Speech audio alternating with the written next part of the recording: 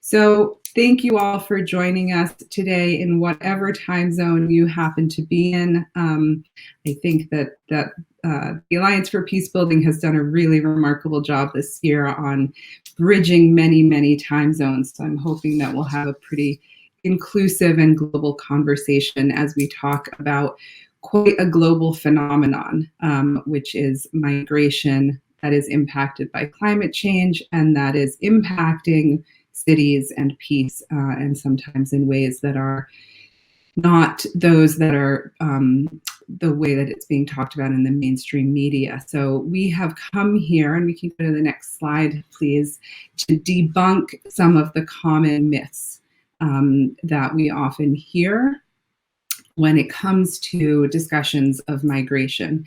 And I should say we're including sort of almost all forms of human mobility here. And when we get into the data and we talk specifically about the different forms of migration, then we'll talk about refugees or immigrants. But right now we want to sort of focus on human mobility generally and overall. And part of why we have structured the title of the session, but also the format of the session around these myths is because we know that it is not only sort of technical knowledge and the facts and us all coming together as peace builders, working to ensure that our communities, our cities, our countries, our international environment is safe and peaceful, but also that there are real forces of manipulation, of rhetoric working against that.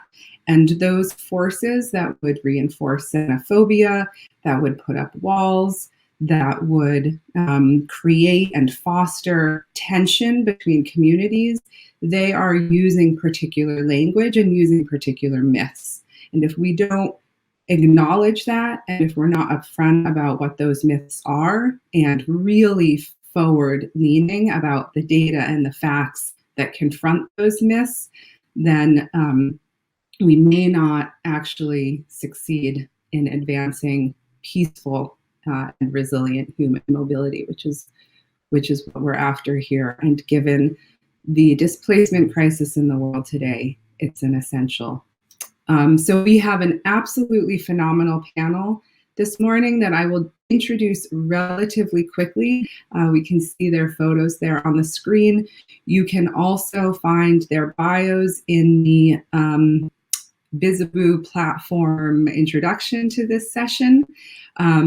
We will be joined we're very honored to be joined by Mayor Leoluca Orlando from the city of Palmyra in Italy. He will be sort of closing us out, if you will. He'll be speaking at the end of the session, giving some real practical experience from a city that has experienced quite a bit of migration to its borders.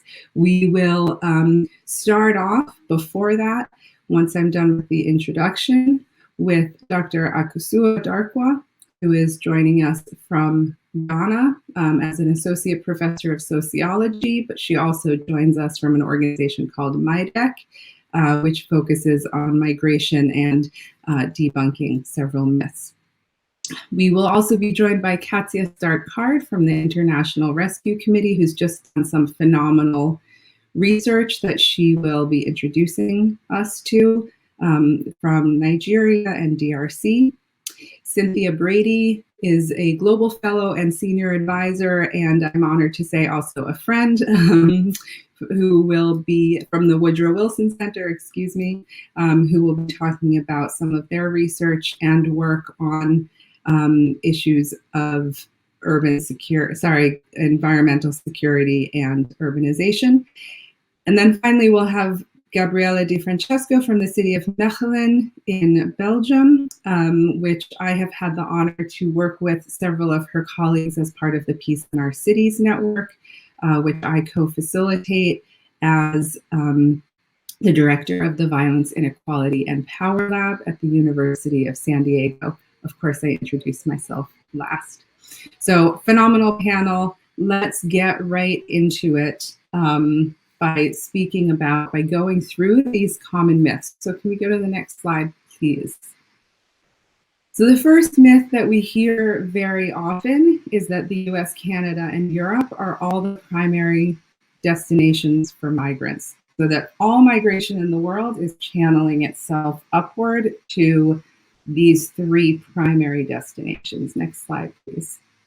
And this sets the stage for sort of reaction, right? In those countries in particular, why should we be accepting all of the burden? Why should we be taking all of these individuals? When we know, and most of you all here at PeaceCon know, that this is in fact not the case. When it comes to refugees in particular, 85% are hosted in the Global South.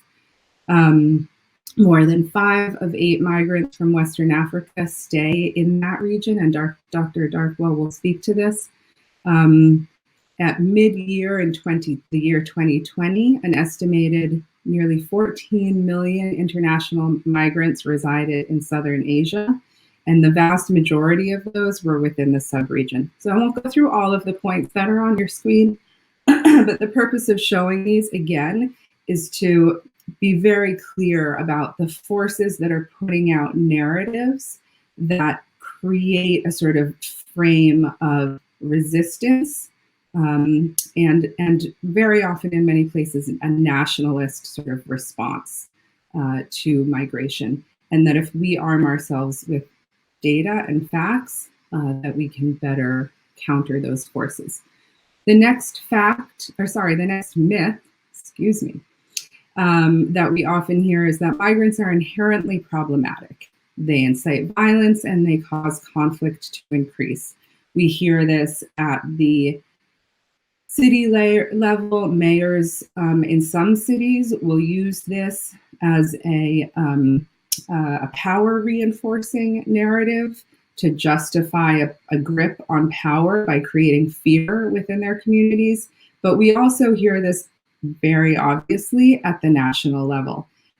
We heard this in from the last presidential administration here in the US, again with a similar intent to raise fear and reinforce power among a particular political party. Let's go to the next slide, please. So we know, not only anecdotally, most of us here at PeaceCon, I would say, know anecdotally this is not true, but the facts also make this clearly a myth and not a fact. When immigration increases, in fact, in most countries, violent crime rates go down. Lots of reasons for that. We'll be getting into that in the discussion, and our esteemed panelists will be getting into this. But there is the opposite effect, in fact, of what the myth is saying. Areas with high concentrations of foreign-born people do not have more violent crime than areas with lower concentrations of foreign-born people. And it's important for not only for us to know this, but for us to keep pushing this out and keep pushing clear examples of this out. Next slide, please. The third myth that we very often hear is that migrants are responsible for lowering economic opportunity. So not only are they responsible for increases in conflict and violence, but they are also responsible for lowering economic productivity. Similar to the last myth, not only do we know this anecdotally not to be true, but in fact, the evidence backs that up. Many places with many studies around the world, not just in the US or Europe, but in many countries around the world, there have been studies that have demonstrated the way in which migrants contribute to the labor force. So in Europe, 70% of the increase in the workforce over the last 10 years came from contributions of migrants. Refugee women in this particular study could generate up to 1.4 trillion in annual global GDP, trillion. And for anyone who's interested in the sources of all of these data points, please feel free to be in touch. We have all of them in the slides, and we're happy to share. This is part of the effort of sharing the evidence and the data. The last myth that we would like to put front and center here and debunk very intentionally is that it is national governments who are responsible for managing migrants. And not only is this a myth, but this influences who has a seat at the table, right? So when it comes to international discussions of migration, when it comes to agreements about numbers of individuals who may or may not be let in, when it comes to the predominantly UN conversations about refugee resettlement or migration overall, it's predominantly national governments, right, that are represented in those conversations, while it's cities and local government structures that actually are at the forefront and have the primary responsibility for dealing with everyday aspects of migrations. And we're putting cities here front and center because over 60% of refugees and 80% of IDPs are settling in urban areas. This is not to say that rural areas are not receiving refugees and migrants. Of course they are, but the majority are moving to cities. And cities have a huge potential influence, great knowledge to share if they are, in fact, given a seat at the table. Another really interesting data point here that is worth sharing. Oh, no, there we go. No, can you go back to the last one? Is that 90% of 72 cities that were surveyed in an OECD study reported lack of adequate coordination with central government. It would be interesting to hear from our 2 European cities on the panel whether this is in fact their experience. But again, 90%, vast majority of cities are not being adequately connected with or are not adequately coordinating with their national governments on these issues, even though, again, they're at the forefront of dealing with everyday aspects of migration. So why does all of this matter? This rhetoric, these myths, and of course there are more, those are just sort of the top 4 that we pulled out, is exceptionally harmful. It results not only in discriminatory policies at all levels of government, but also instigating really harmful rhetoric that is not only staying at the rhetorical level, but is becoming physical attacks at the individual and community level. And we have all seen this in examples all over the world. So again, that's why this matters. That's why we set this up in the format that we have. I am going to conclude the introduction now, and we're going to move from the big picture myths and these big picture data points that I've just thrown at you to get a little bit more detail and nuance, starting with Dr. Darkwa, who will speak to us about migration patterns in the African continent. So there will be a slight transition as we switch the speakers and the slide deck. So please bear with us. And Dr. Darkwa, the floor is yours.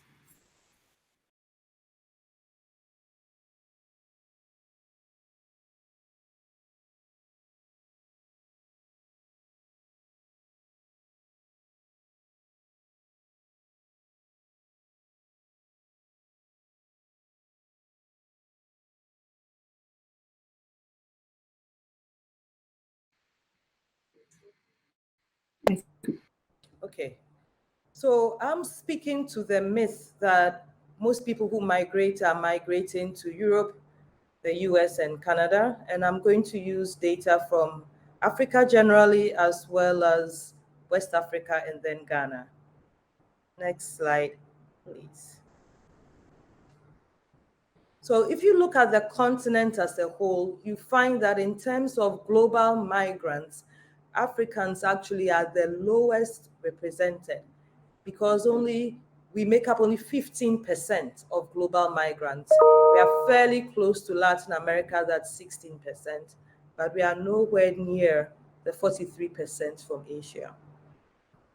when Africans move, they tend to move largely within the continent. So slightly more than half of the Africans who move within the continent. A quarter of them go to Europe, 11% go to Asia, North America gets less than 10%. Now, on the continent, movement is fairly normative, and there are a number of reasons for that. First is that our borders were not necessarily constructed in ways that represent our realities. So if you take Ghana, where I come from, for example, the border between Ghana and Togo does not take into account the fact that it actually splits families in two. So from the colonial period, when the French and the British decided this is where the line should go, that line split families. So you literally have family in Ghana and family in Togo. When there's a ceremony, a child has been born, what then happens is people move across the borders on the continent and do it fairly regularly. Another major explanation for movement within the continent is cross-border trade.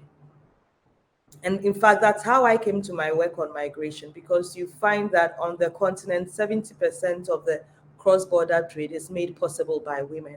And they go back and forth on a daily basis. So just to give you one example, between a town in the DRC and a town in Rwanda, on a daily basis, 30,000 people move. These 30,000 people are mostly women, but they are moving to sell one item and come back with another item. And they are doing this daily and crossing the borders of their countries to be able to do this. Even when you look at the statistics on refugees, as was already alluded to, you find that most of them are staying on the continent. They are not migrating to the north, as is usually assumed. Next slide, please. If you take West Africa, you find that on the West African sub-region, most people are moving to Cote d'Ivoire. And then second, Nigeria. Now, the reason why the majority are going to Cote d'Ivoire is because of language. Of the 16 countries that make up the West African sub-region, 11 speak French. So if people are moving and want to move to a place where the language is something they are familiar with, Ivory Coast or Cote d'Ivoire makes the most sense. So in terms of which country in the West African sub-region is the attractive country for the Francophone speakers, it's Cote d'Ivoire. Then Nigeria is host to the second largest group of West African migrants. But when we move as West Africans, more than half of us are moving not even across the continent, but really moving within the West African sub-region. Thank you. Next slide, please. Then Ghana. Now, Ghana on the indices, on the indices of income and human development for West Africa, Ghana ranks fairly highly. And what you find is that we tend to migrate quite a bit vis-a-vis our population. When we move, we don't have the most recent statistics. Our census data, we were supposed to do the census in 2020, but because of COVID, it was done just last year.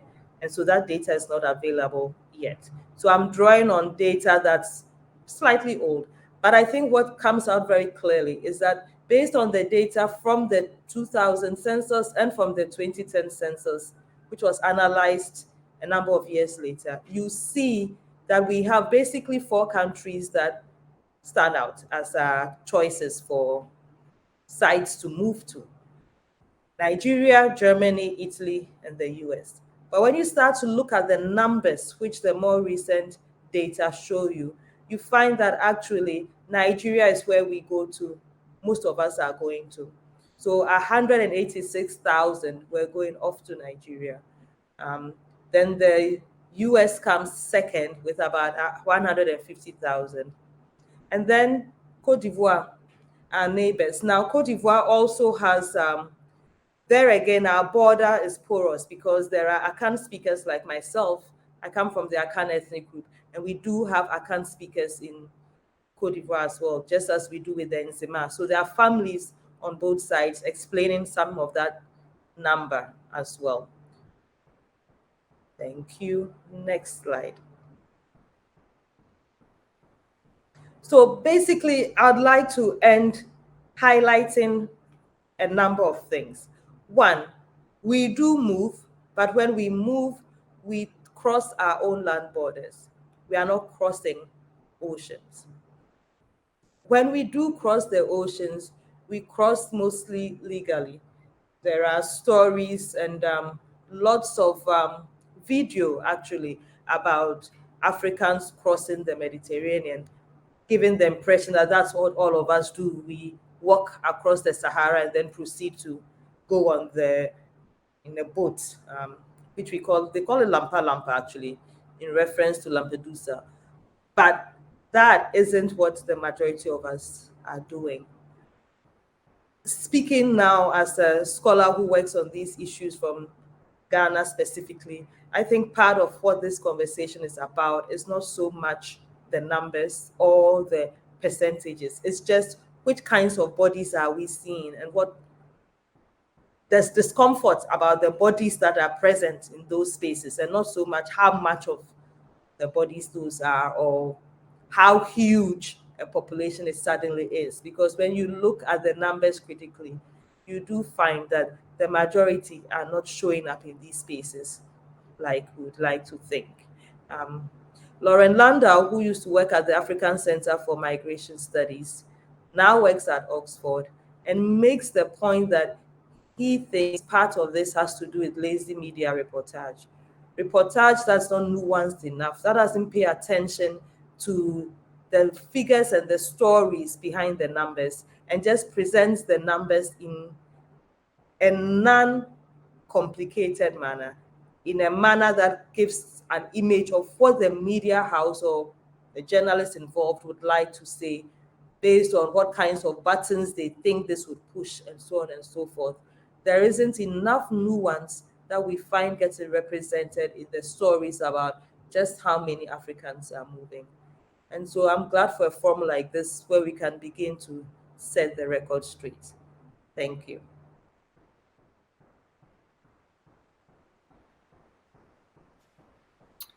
Thank you so much, Dr. Darkwa. I think that this point here in this slide of why the noise is such a good one for us to have sort of front and center, right? Who's putting out what stories and what those specific stories hide. And what they hide is, in fact, what Dr. Darko was just speaking about, right? That the vast majority are crossing legally, staying in neighborhoods, that this is much of it due to borders that were created by external powers. So really interrogating where those stories come from, but also just constantly pushing out the facts and countering and confronting those. I would also point people towards the MIDEC website, so the Migration for Development and Equality website, where Dr. Darkwa is associated as well. It has a lot of really great resources and data for those who are interested in hearing more on that. We're going to switch now to Katja Stark-Card, who's with us from the International Rescue Committee's Arabelle Impact Lab as governance researcher. We're staying for now predominantly, not solely, on the African continent with some case study work from Nigeria and DRC. I'm just going to let everyone know I'm having some sound issues, so if I'm not picking up on everything precisely, please bear with me as the moderator, but I'm trying. Katja, over to you, please. Thank you, Rachel, and thank you, Julia, and thank you also, Dr. Darkwa, for immediately getting to the crux of the matter of many of these narratives around migration and not holding back. Next slide.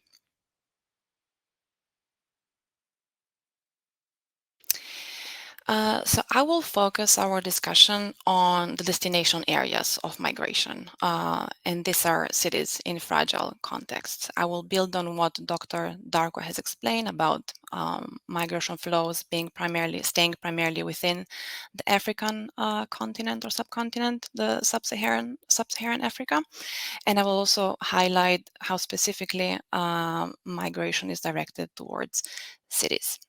Next slide.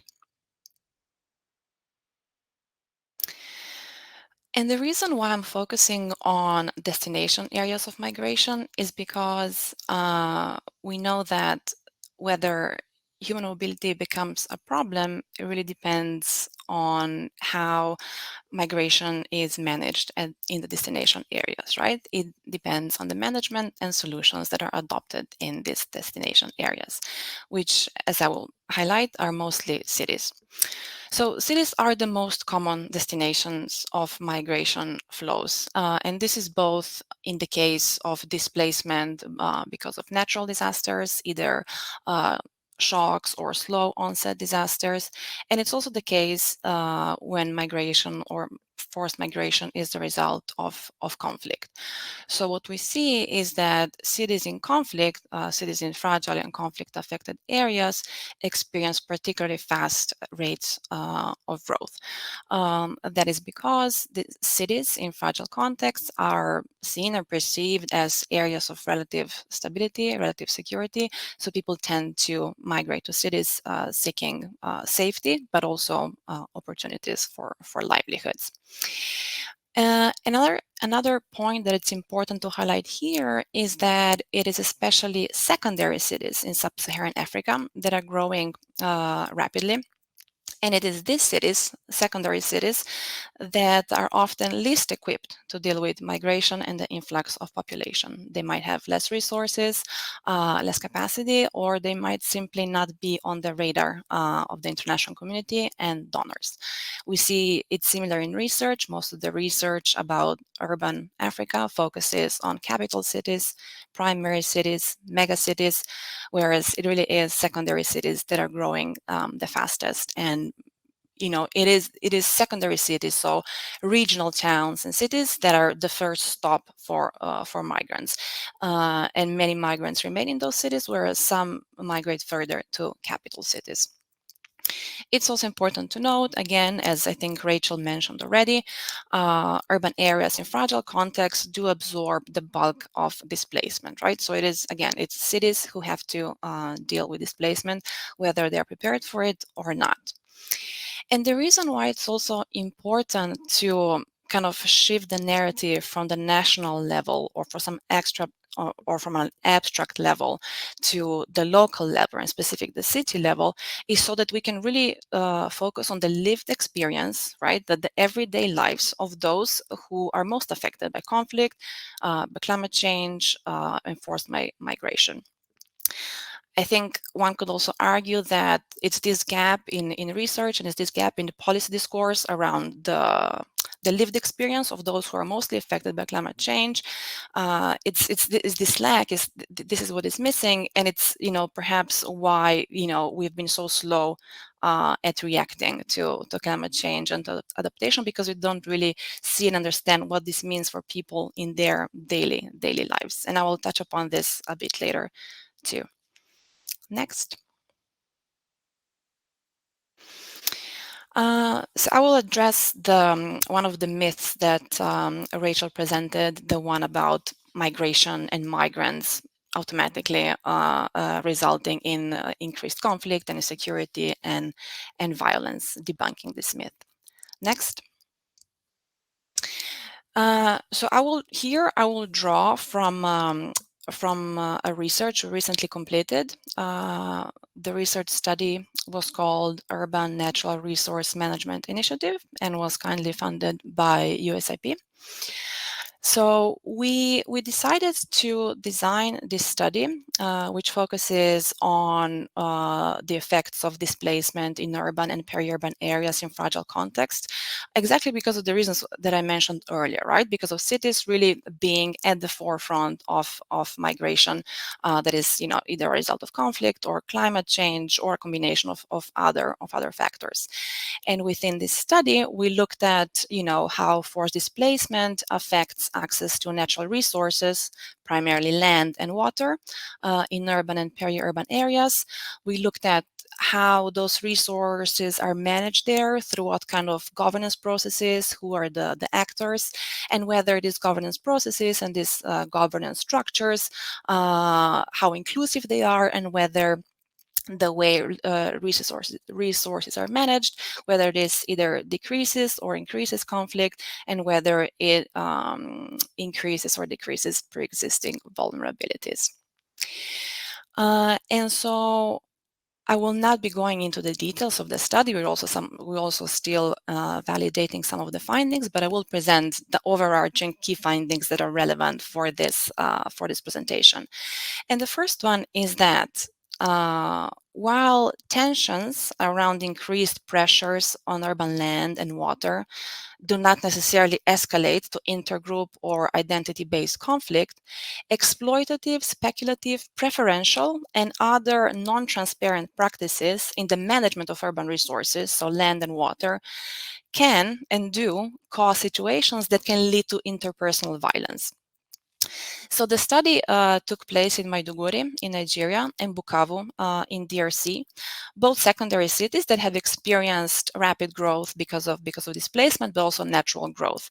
For example, Maiduguri, I think, doubled in population during the height of the conflict, during the height of the insurgency, in a very short period of time, whereas Bukavu had several, let's say, waves of migration, which also reflects the different nature of conflict in Eastern DRC. But basically, what is important to note here is that in our research, which was purely qualitative, and where we interviewed over 250 members of marginalized urban communities, there were no reports of increased pressure on natural resources leading to intergroup or identity-based violence. But there were some instances of interpersonal violence reported in Bukavu. But the respondents again acknowledged that this is not an automatic result of migration, right? But they attributed the reasons for the poor management of resources, the lack of water, the lack of accessibility, and the same goes for land. For example, a common source of conflict around land is selling of the same plot to multiple individuals. Conflicts also arise over unclear borders, multiple authorities over the same land. And then when it comes to water, conflicts arise around the fetching of the water. And when it comes to specifically about the issue around water and violence, I would like to highlight that it is actually women and children in cities in fragile areas that are particularly vulnerable to harassment and sexual violence. And this happens while they fetch water for their households. Because in many cases, there is no water grid. Women and children have to collect water at boreholes, or they have to get water from private vendors. And this happens in unsafe conditions. So they experience what is called this everyday insecurity. For example, in Bukavu, it is young women who have to get up either early in the morning or have to go late at night, fetch water from vendors, at the dark, and they're subjected to all sorts of insecurity, right? So again, it is important to understand, all the cascading effects of migration, of the lack of preparedness of cities, of the lack of focus on cities as urban areas, and how that translates into the lived experience of people who live in the cities, both the displaced and the host communities. Next. And the second high-level finding from our UNITE study is that urban conflicts are managed at the community level. Not surprising, but let me take this a bit further. Next. So much like in rural areas, we see that in urban areas too, informal governance structures, so either different committees or groups, as well as elders and trusted community and traditional leaders, play a key role in managing conflict in urban and peri-urban areas. This was consistent across Maiduguri and Bukavu. Residents of urban and peri-urban areas resort to the, let's say, lowest level of governance or their community leaders that are present in their neighborhood or community. For example, in Maiduguri, people trust the bulamas, the traditional leaders, with conflict mediation and conflict resolution. Similarly, in Bukavu, people turn to their chief of district, chief of avenue, again, to try to mitigate conflict. So it is in the interest of these leaders and of the communities to resolve conflicts at the community level, again at the lowest level of the governance unit. And in many of these cases, the leaders do enjoy more trust. Informal leaders, traditional leaders, enjoy higher levels of trust than state authorities or city authorities do. So again, this is an important finding, I think, because it does offer an entry point for practitioners of local peace building. And I think this is it. I'm very happy to further elaborate this if you have any questions for me, but I think we can move on to the next presenter. Perfect. Thank you, Katya. And I would note that we're already getting some questions for you in the chat. So we will follow up with those at the end of the presentations. Underscoring, I think, 2 points that Katya made. One is the paramount importance of local leaders in terms of managing the influx of people to cities, and 2, that much of that management excuse me, is about preventing non-transparent, exploitative, and speculative practices, in large part by those who are already resident in the areas of reception. So this goes again to one of the previous myths that we spoke about. So really important research, and look forward to when it's fully completed and out in the world. Thanks, Katya. We are now going to turn to Cynthia Brady, who again is a Global Fellow and Senior Advisor at the Wilson Center's Environmental Change and Security Program. And I think some of you may be wondering, why is the title include the word climate? Because we've been talking a lot about migration, but we haven't necessarily been talking as much about climate change. And I think Cynthia is going to bring us back on course with that. I would say that we acknowledge that migration is never singularly determined, right? There is always multiple different factors that compel somebody to leave their home, climate change and climate impact being one of those. So excited to hear, Cynthia, from you to recenter the climate question here. The floor is yours. Thank you so much, Rachel, and good morning to everyone. Thanks for inviting me to be a part of this panel.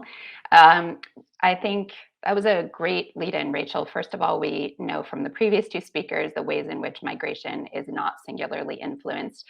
And I'm going to talk a little bit about climate in that context, but also hopefully kind of tackle some of the climate-related myths that are part of the larger narrative that Rachel referred to at the start of this session. So moving forward from the last 2 speakers, I thought I would jump into this discussion by sharing some of the Wilson Center's more recent work that's really focused on this explicit nexus of climate, migration, and conflict, and take us more up to the global view of things, and then offer some more specific case examples from the work that we're doing right now on Central America. So I thought, let's start here with the hard truth that no matter where you are sitting in the world today, I think we have all seen a steady uptick in the number of devastating headlines about extreme weather. Wildfires, floods, hurricanes, record-breaking heat spells, record-breaking cold spells, and all of these are forcing people to move. I think it's fair to say there's also a growing recognition that climate change is going to affect security and increasingly shape people's decisions about where to live and how to plan for their future.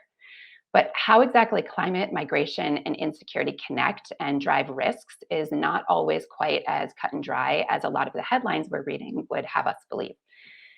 We don't need to look further in the US than our own southern border with Mexico to see this.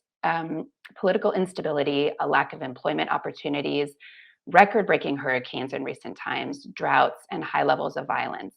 All of these are factors that have been driving the unprecedented number of migrants from Central America to the US-Mexico border.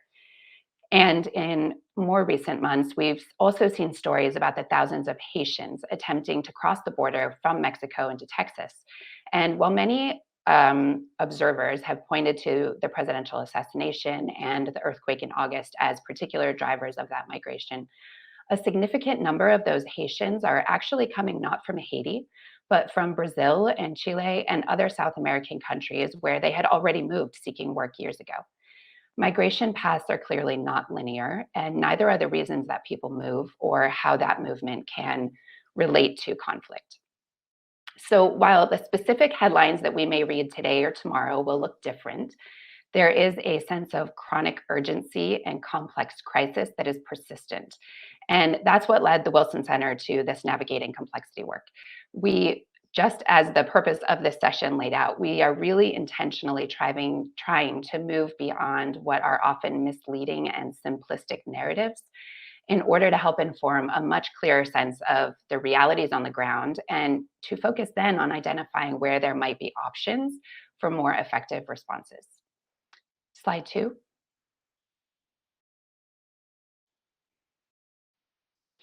Julia, can you move it to slide 2, please?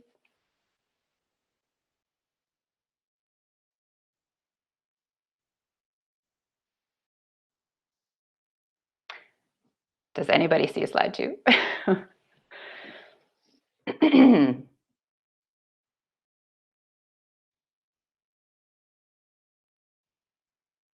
Thank you. Okay, perfect. So most people understand that climate change can act as a risk multiplier, but a good follow-up question to ask is how these risk pathways actually emerge. So we spent a lot of time trying to parse out individual risks, but ultimately there are multiple things going on simultaneously and they start interacting. There are feedback loops and cascading effects.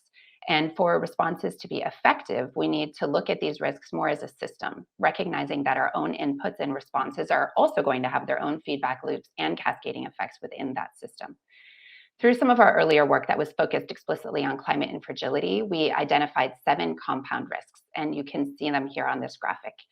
These are global pressures that will interact with climate change and each other in a way that is not just additive, but actually compounds the risks that they pose. Migration is one of the compound risks we identified, and it can certainly not be viewed in isolation. Next slide, please.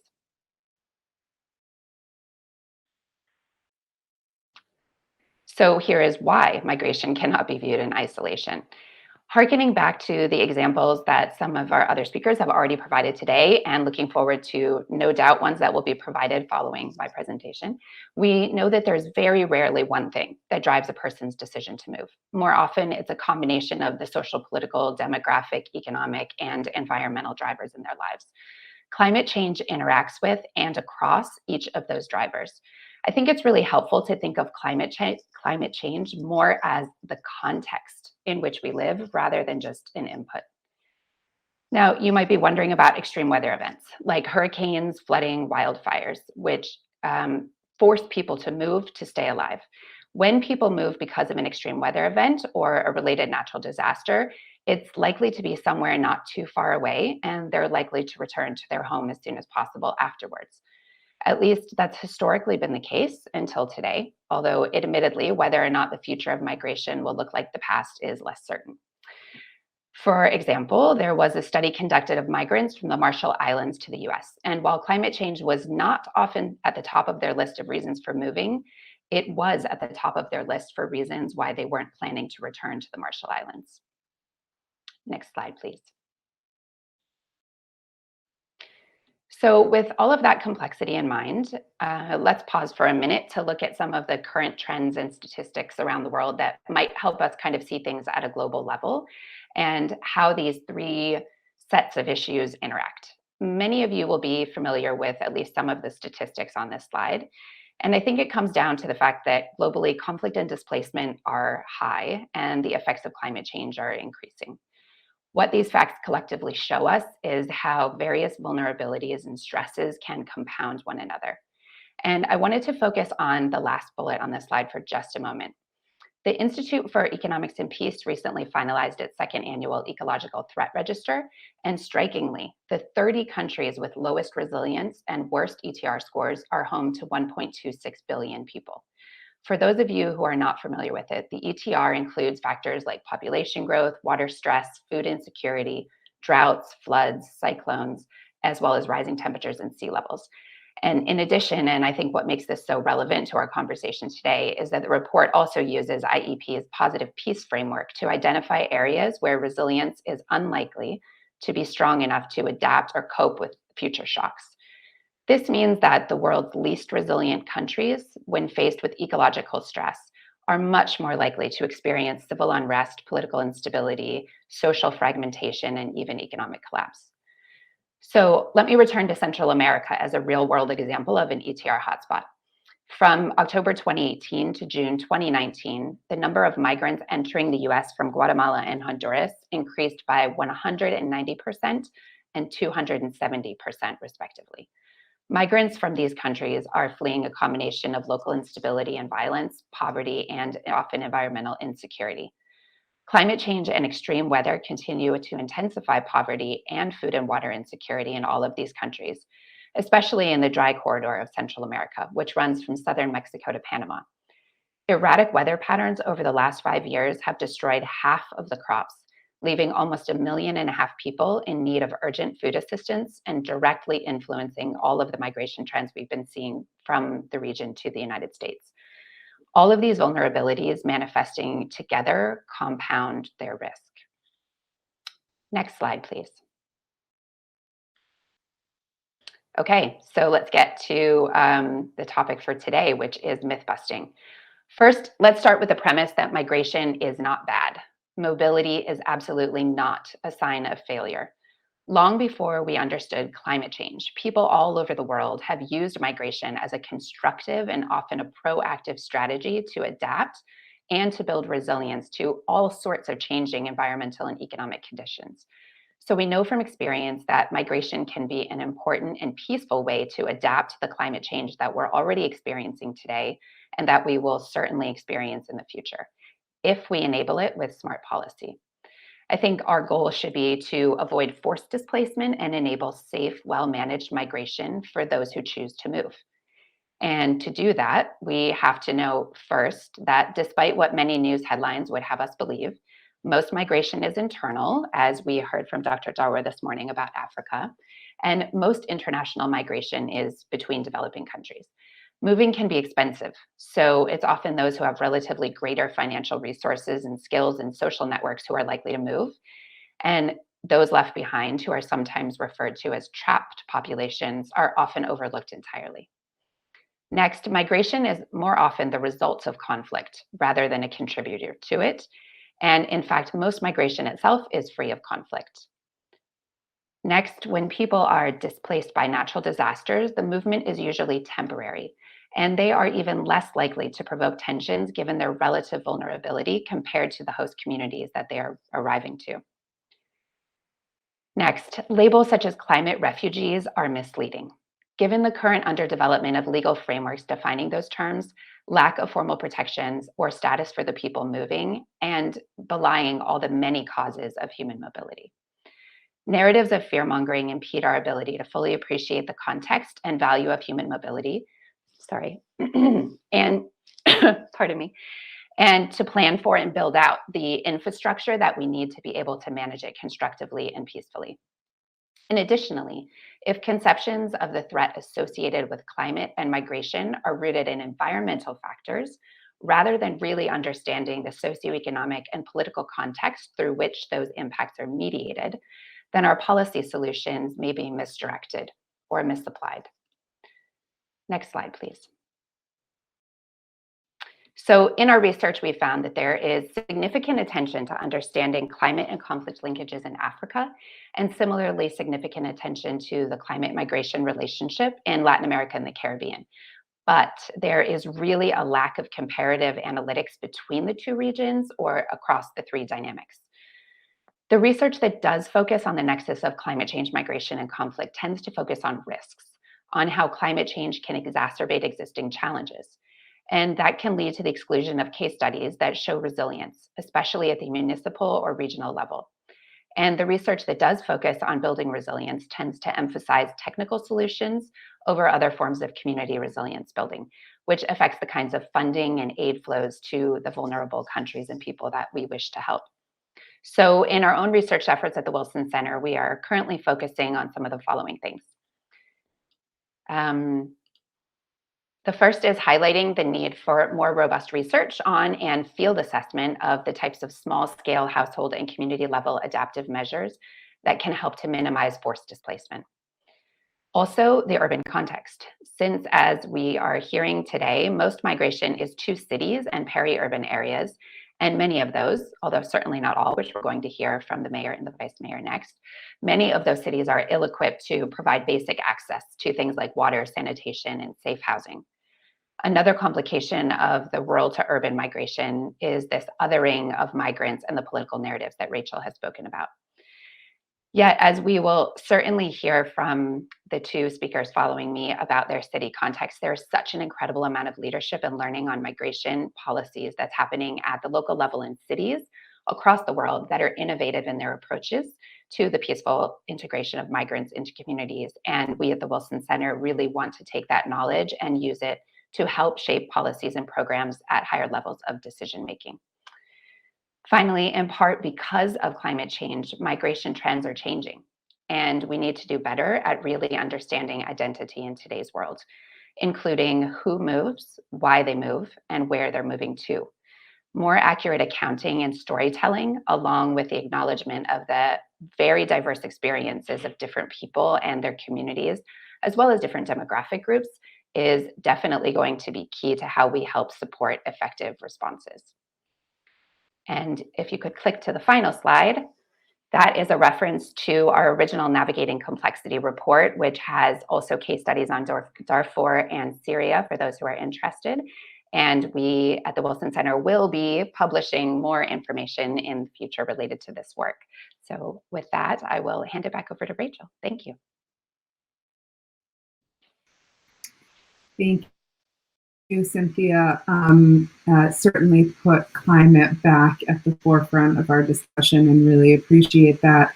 You also talked a lot about policy and about the importance of politics. So as we often say in the peace building world, we cannot just focus on technical solutions. We have to also focus on the political context in which all of this is taking place. And I'm so thrilled that we have two individuals representing cities. So let's not just talk about cities, let's have city leaders here speaking to us, giving practical examples of what's being done, both technically but also politically. So we will be hearing first from Ms. DiFrancesco, who is a alderman or vice minister for social affairs and responsible for diversity and equality in the city of Mechelen in Belgium, which I should say has been recognized across Europe as being at the sort of forefront of creating an inclusive and welcoming environment. So, Ms. DiFrancesco, the floor is yours, please. Okay, hello everybody. I'm Gabriela. I'm from Belgium. Belgium is a small country in Europe. And in that small country, there's a small city, Mechelen, between Antwerp and Brussels. We are the 5th largest city in Flanders, but it's 87,000 inhabitants we have. So maybe it's small, but maybe it's big for others. So, but we are talking now, I'm talking to the world, so maybe it's not that small anymore. Now we have more than 130 different inhabitants from nationalities in this city. So it's the world is in this little city, 130 different routes, different routes. It's a lot. So it's countries of origin, and together we speak 70 different languages. More than 50% under the 12 years children has different roots and do not have Dutch as a mother language. So there are some not problems, but challenges we had. And 20 years ago, Mechelen had a really, really bad reputation. There was a safety problem. Nobody wants to get out in the city. There was dark. Everybody was inside, and there was no talking whatever with each other. So now we are an inspiration for others like you. So what did we do in these 20 years? Because it's 20 years. It's a long-term mission. So you can't expect that you can change things in 1 year or 2 years or 3 years. It's a long-term vision, and it's a combination of what we did for first is like the safety problem. People have to feel safe at walking at the streets by night, for example, of when it's getting dark, of when the shops are closing. In Belgium, the shops closing are at 6 o'clock in the evening. So we put everywhere in the almost everywhere cameras and more blue on the streets. You can be pro or against that, but it helps a lot in the heads and the mindset of people. Also, we cleaned up literally the city. So we have a extremely clean city. Tourists, when I walk with tourists, it's one of the first things they say, oh, it's a beautiful city. But the second is like, oh, it's so clean here. But it helps. It's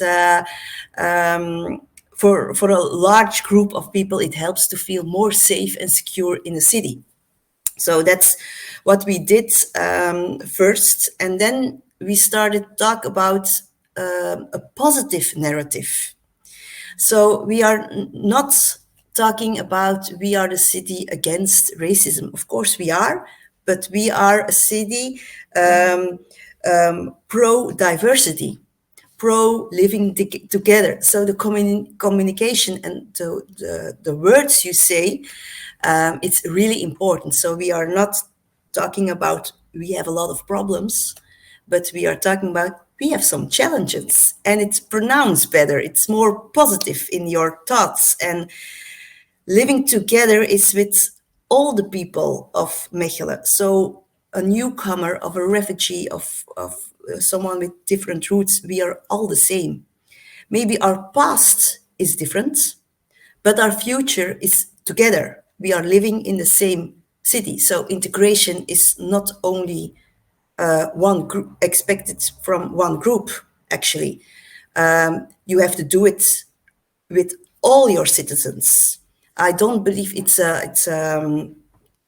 I have Italian roots, so we are a lot in common with Mr. Orlando, but that's also a thing we are doing in Mechelen. We are not thinking, oh, what's different about us, but more what's in common. So it's when I grew up in this country, in my city, was like, okay, but you have to integrate. And then I was always thinking, oh, but what I have to do I have to know the local kitchen or the local dishes, or what is that integration? And now, as a vice mayor of diversity, I always say, but it's not that you can expect from one group.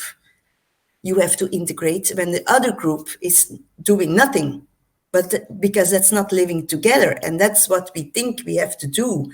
It's what I told, we have lots in common. We are people.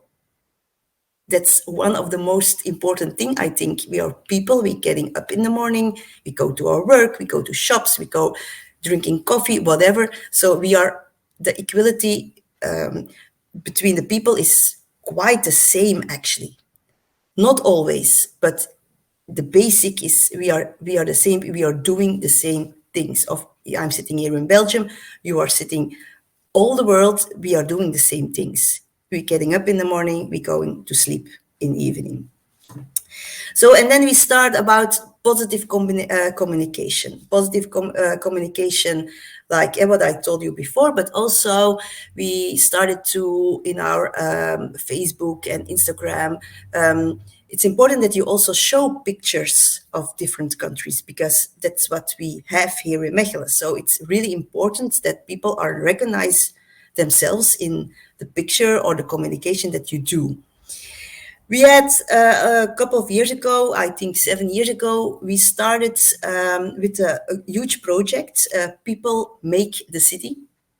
And People That Make the City is a project it was the birthday 50 year of migration in Belgium. And we named it Face It. And then we start like, okay, what can we do here in the city? And we put up a large poster on the post office, and the post office is in the middle of the city. So you have to see it with 120 we had that time, pictures of people from Mechelen. And they were active, like the message was from, look, these are also citizens in Mechelen, and these are just people. They look maybe different, they have maybe another color, or they speak another language, but we are the same people. So that was the start of project People Make the City. And a couple of years ago, we start a large project with storytelling. I really believe in storytelling. When you talk about migration, diversity, I am keen of storytelling. So we did a huge project with searching for good stories. They were big pictures in the city, all over the place. There is a guide tour, so you can listen and you can check the stories about a lot of different people, normal people, different people, interesting people, but just people. And now we are, the next level of People Make the Generation is, the city is our first generation. Our first generation of migrants are getting older. And they are now like, my father is like 80, 85. So the really first one, and I think it's really important to collect these stories about the first group of migrations here in the city, because it's heritage. It's important for the next generation, because we are now sitting fourth, fifth generation, but also for the other people. The reason why my colleague Cynthia told about why are they coming and how did they do that in 1950 or 1955 or whatever. So that's the project that we are going to do, and we are talking, and that's also important. We are talking here also about migration. It's for us really important that we also talk with the people and just ask, what do you need? That's the bottom-up policy is for us very important. And then I'm just going to talk about the buddy projects we have. Connecting people is for a newcomer, it's not that easy to learn someone else knowing. It's like when you are, mostly they have no network. And they come here alone in the city, so it's important that we give them a kind of network of people they like, friends or just someone who knows the city. So every 6 months we search real citizens of Mechelen. They know the city for a quite long time, and there is a newcomer, and they do some kind of speed date, and then there is a match when they met each other, and they think, okay, we have something in common, and it's, we can talk about it, and they trust each other. They can visit and meeting each other for 6 months. They do a lot of activities together, sometimes with a big group. So to know where is the best bakery, where you can find coffee, what's the tourist thing, what you have to know as a newcomer. And that's People project. We are now translating in an app. It's a European project, Orient 8, so we start an app. I mentioned this. Honestly, I really hated the app, but it's a combination about you need the app for people, they can work with apps, and they like, okay, I need to search for a doctor, or I search for a school, or the library, or where is that and that. So it's with a lot of information, but the connection with real people is for me also very, very important. We do the buddy system for just knowing the city, but also we have a buddy system, Duo for a Job, for search for work. And Duo for a Job, the mentoring is combination with people who has a high level function or pensionate, but they had a high level function in a firm, and is also 6 months or something, like he gets a match with a newcomer, and they search together, okay, what do you want to do? And they search for jobs and learn to apply for a job, and that's why that's the last project we do here, and we experiment. And the last one that we have a lot of projects, so I can talk really long time. But the last thing that I want to say is that we have a refugee center. We really were keen to have a group of refugees in our city. It's temporarily, but with the crisis, I think we have already now for 5 years a refugee center, so it's not that temporary anymore. But normally it's the responsibility of the Red Cross, and they do just bed, bath, and bread system.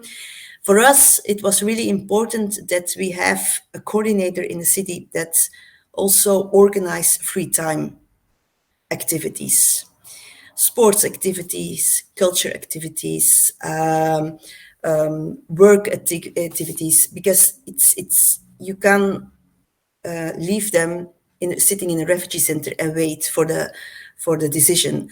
So that was also a very important thing, that we are investing in a coordinator that organize the free time activities in our city. And last but not least, I really want to say about migrants is like, yeah, walk the talk. What I say, we are not talking about problems. There are challenges. It's no anti-racism, but pro-diversity, together, be together. And it's a challenge, I know that, but I think it's also really important to speak a language and be very stubborn in the language also to use it. So now I think we have figures also, we have some data that people in Mechelen is, in the last 10 years, they are more positive, they are more happier, they feel more secure in the city, and they are very proud of the city now. So that's a little bit the story of Mechelen. Thank you. Thank you so much for that. I think in large part, we've seen this a little bit in the chat as well, matching the language with the data and the evidence with narrative and stories. It's not an either or proposition, right? This is all and that we need to be doing. So this point about positive language is part of that. And also the point about having visual representation so that we're not constantly looking at negative images, but we see visually the positives that are indeed taking place. The other point that you talked about, the language of roots, I think another point about root systems is that they're interdependent. So roots aren't just separate from one another. They are interdependent and make up the trunk of the tree, right, and strengthen it. So really, really great language. Thank you for that. I said in the chat, we're running a bit behind. So if you do have comments or questions, I know this is happening already, but please do put them into the chat box. And I apologize as the moderator for allowing us to go over. But I'm thrilled to be introducing our last speaker, Mayor Orlando from Palmira in Italy, who I know is exceptionally passionate about this topic and will be putting, again, the practical steps together with the politics and what's needed really to influence people's behavior and people's mindset about these issues. So Mayor Orlando, we are very grateful to have you here. Please, the floor is yours. Good afternoon. Thanks for the for the invitation. I just wish to say thanks, and I wish to introduce myself. I am grandfather of 4 nephews, and I am grand mayor, being mayor since 1985 of the metropolitan city of Palermo, 1,200,000 inhabitants, and of the city of Palermo, 700,000 inhabitants. But 2 points just to start my speech. The first is just that I wish to speak about the future. Let an old mayor to speak about the future. It means that I just registered a video message to Chinese Palermitans, to Chinese living in Palermo and being Palermitans, just saying best wishes for the Chinese New Year Day, the Chinese Tiger Year. And I think that is one way to say that we daily live just in a common home. The second point, Mediterranean, you know that Palermo is just in the middle of Mediterranean. Mediterranean for us is not a sea. It's not a sea dividing the people, but it is a continent of water. It's a liquid continent just letting the people to live together. But I have to speak about cities. I have to speak about human mobility and human rights. First of all, I wish to say that I try to speak about human mobility. Sometimes I make a mistake and I speak about human migrants. But migrant is really a bad word, So I prefer to speak about mobility. And the connection between human mobility and human rights is the future of Palermo. It's the present and the future of Palermo. Connection between human mobility and human rights, the future of the Mediterranean area, I think is the future of the world. And I wish to say thanks to the migrants, because the migrants give a contribution to the city. They are convenient, economically convenient. So you said, so Raquel Locke said, so Cinzia Brady said, they are economically convenient. But I think that they are more than economically convenient, because I think that they remember to us that we are all human beings, that we are all human beings, that we belong to one race, only one race. I'm racist. Yes, I'm racist, because I defend the human race, the only existing race in the world, who makes distinction between the races, prepares intolerance and violence. And I wish to say that just today, that is the day of memory, just remembering the Nazi fascist genocide. And I think that we need to repeat, even today, remembering the Nazi fascist genocide, that we belong to one common human race. And I make no difference between who was born in Palermo, who does live in Palermo. In my opinion, the homeland is the country where I work.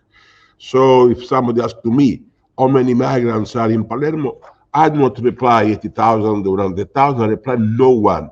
Who lives in Palermo is Palermitan. I make no distinction between who was born in Palermo, who does live in Palermo. Yes, I know somebody say, but we are poor, we are jobless, we are homeless.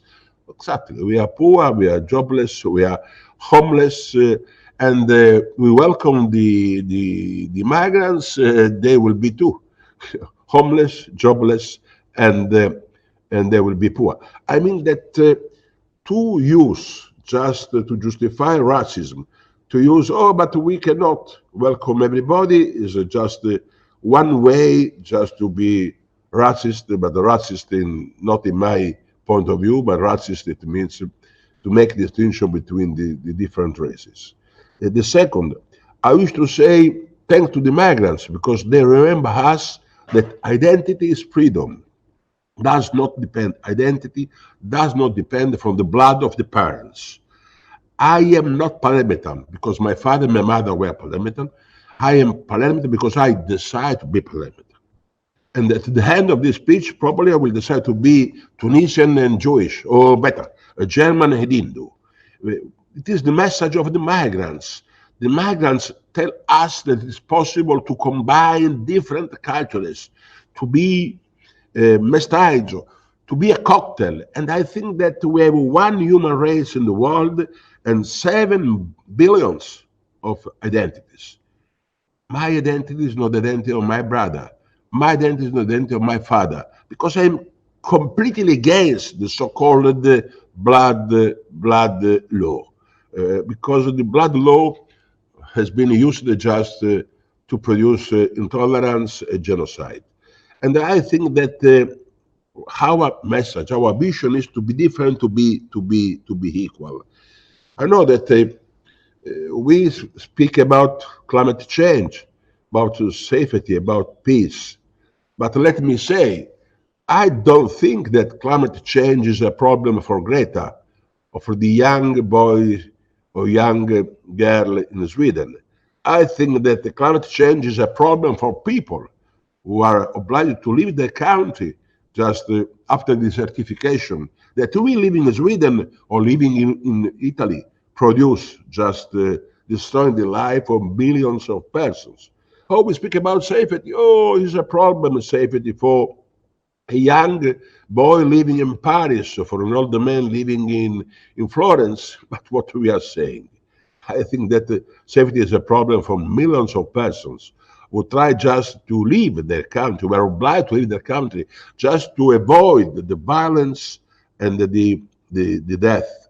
And we speak about peace. Oh, it's a really a great problem, the peace. Yes, in Paris is a great problem. In Brussels is a great problem, the peace. In Europe is a great problem, the peace.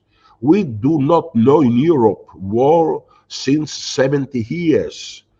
And we do not take care of the people just leaving their country, because they're obliged to leave the country just depending this choice from the local wars, so many local wars. So I think that we wish to say thanks to the migrants, because they remember us that we are all human beings.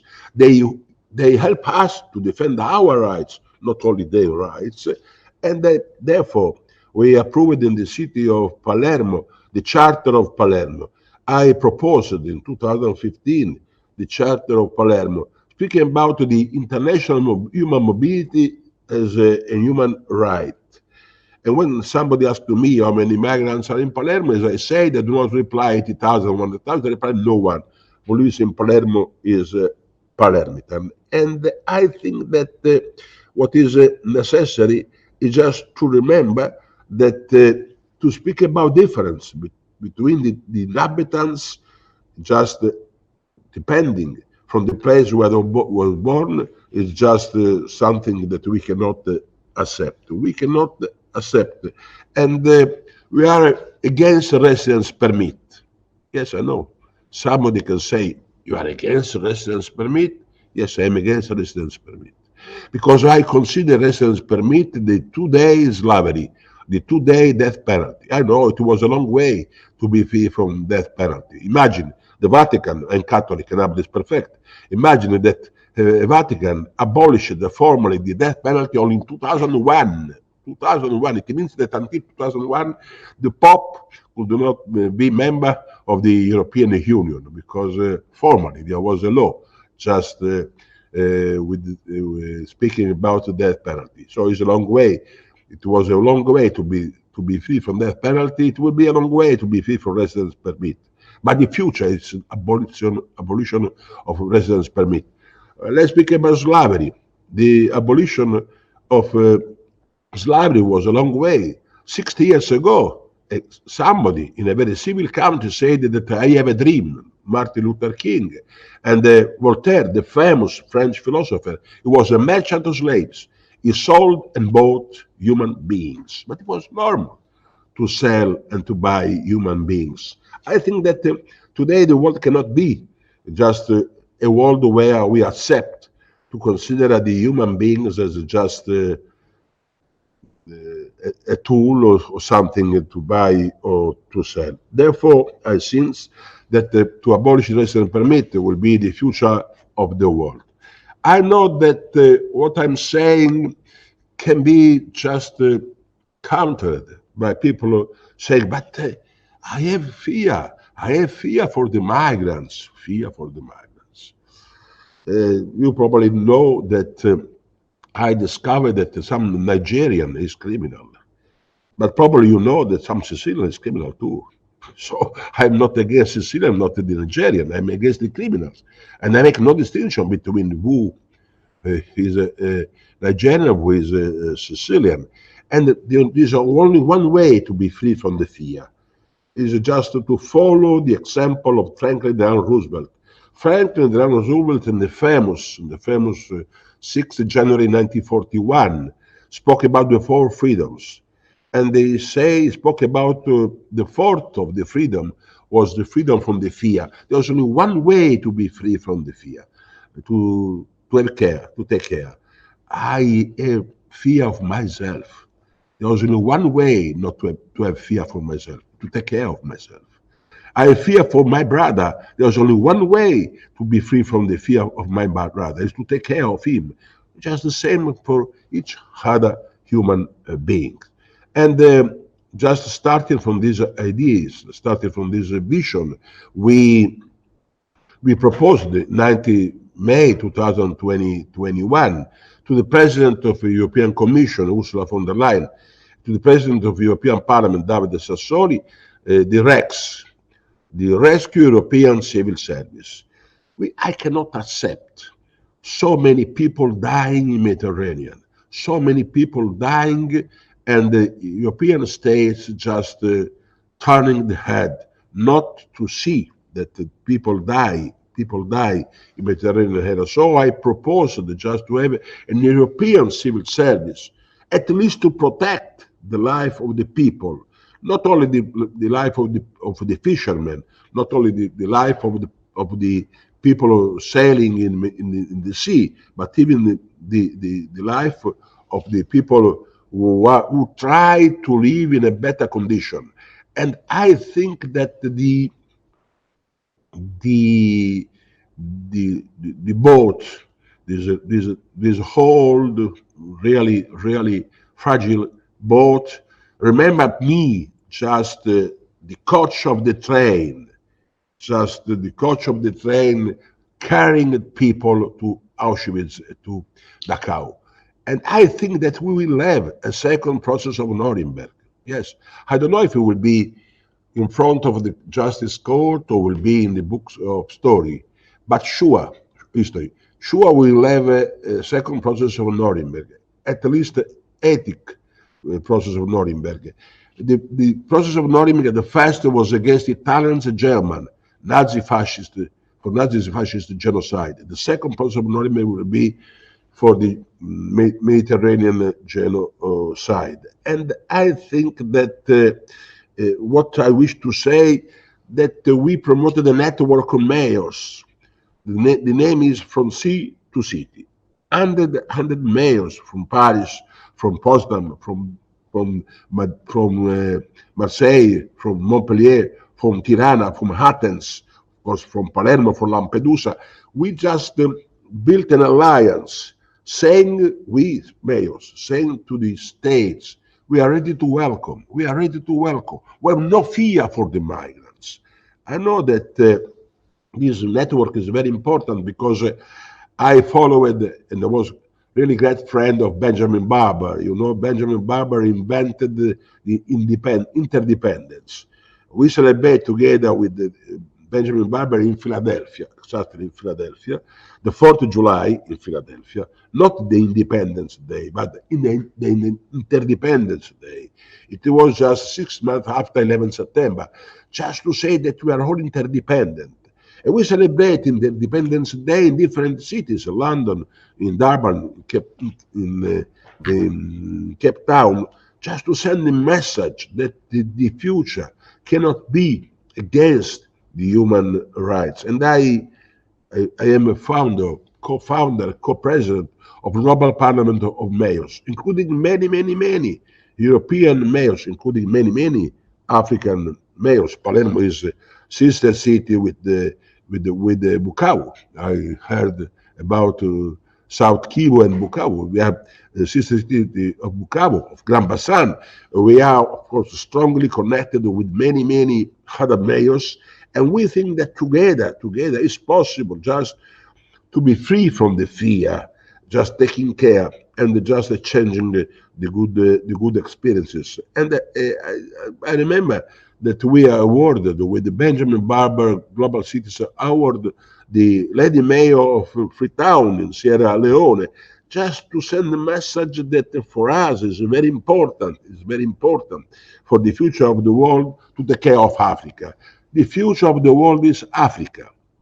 The future of the world is Africa, because Africa is the continent where is just such a difference between the richness and the daily life of the people, the human richness and daily life of the people, the natural richness and daily life of the people, the artistic richness and daily life of the people. And I think that we have just not to have fear of people having black the skin, but we have to have care of them. And I think that the real racism is especially against people having black the skin. Yes, I know the racists say I am against Romanian because they are robber.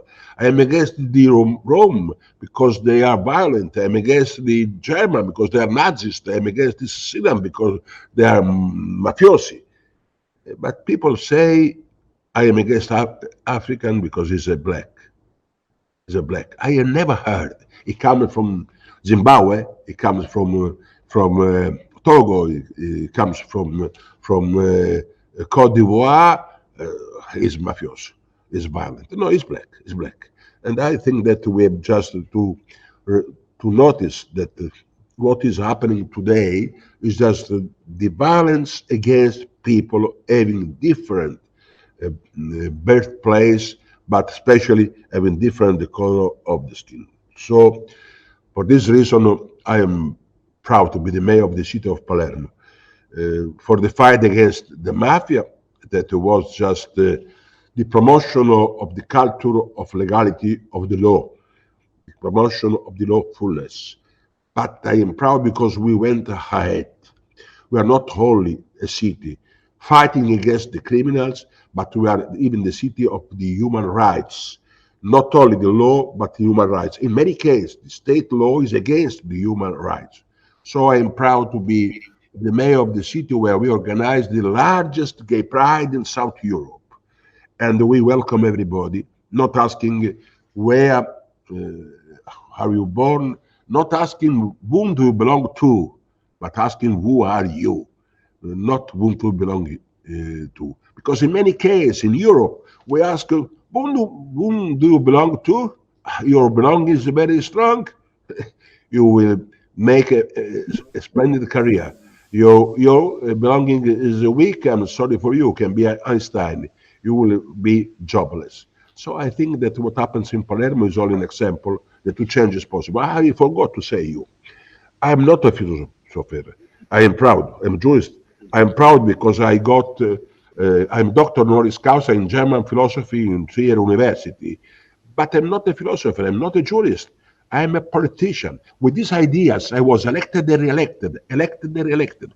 It means that in many cases, the politicians, they have a fear just to express what the people in their city imagine possible. Of course, if I say, oh, be careful, it's dangerous, it comes from another country, even my wife should have fear. Everybody should have fear. The mayor is something like an educational agency. It is just to communicate the vision. It is our vision. And sorry, I spoke too much. But people normally say that Palermitans do not speak. It's completely wrong.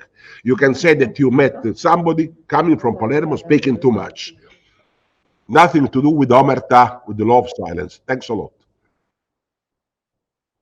I'm so sorry to cut you off. We are actually at time where we were supposed to end. We've been given just a couple extra minutes. All that will allow me to do is a very, very quick wrap up. I'm sorry to all of those. I have failed in my moderation duty. I take full responsibility. But I think that it was well worth it to hear the presentations of all of you. I do want to underscore several things, Mayor Orlando, that you spoke to. You, I believe, were the first, and forgive me, my sound has been bad, to speak about human rights in this panel, and human mobility and human rights together, and that this is the future of the world, and so incredibly important for us to be centered in human rights, particularly as today is Holocaust Remembrance Day. Also really important for us to have that in our minds, and that the narratives that we are trying to bust, the myths that we are trying to bust, are those myths that contribute to such deep polarization and can drive not just interpersonal individual violence, which is horrific in and of itself, but massive, large-scale societal violence. And this is why the imperative of really hearing, and I think Mayor Orlando, you did this so well, the things that are very hard to hear, some of those examples of sort of simplistic and frankly racist and xenophobic narratives, that is what is out there. That is what we are confronting. That is why it's so imperative for us to be pushing forward the narrative that is human rights centered, that is human mobility as resilience centered, and that is evidence centered. And both data and narrative and positive stories. I liked also, we now have a cocktail and we have a root system. So we can merge together a root system with a nice cocktail. I like that image there. And I also found it interesting, this quote or this point from FDR about free from fear and how important it is to be free from fear and how you actually advance that. I would also combine that with Henry Kissinger, who talked about fear as a means of social cohesion. So again, there are forces who understand that if you instill fear, that can reinforce a negative social cohesion that can be power reinforcing for some, for those who are working against positive peace and human rights and human mobility. So with that, I'm going to thank all of our speakers so much. You've given us so much food for thought. Really great, both, again, combination of narrative, of data. I'm so sorry that we weren't able to get into the questions. I encourage everyone to reach out to the speakers, to the panelists. If we don't have that in the somewhere on this platform, reach out to myself or Julia and we can get it to you. And I thank you all again very much and wish you all a good day, good evening, wherever you are in the world. Thank you.